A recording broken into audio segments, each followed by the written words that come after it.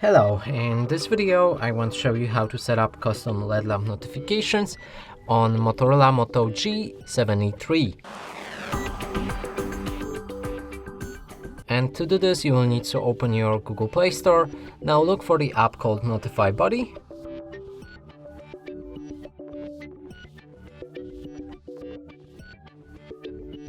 Select it and download it. After download is finished, you can open your app, move on to the next step and grant 3 permissions.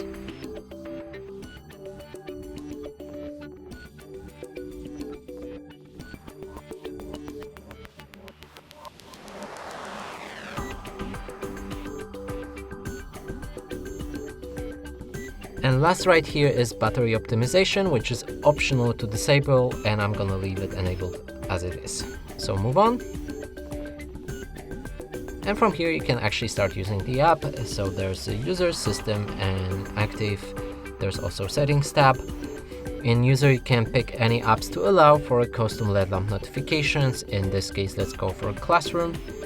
In system you can find all system bound apps. In active there's all apps you just activated, and in the settings you can customize how the LED lamp will look like. Now let's click on the test button, and right here we can see the LED lamp.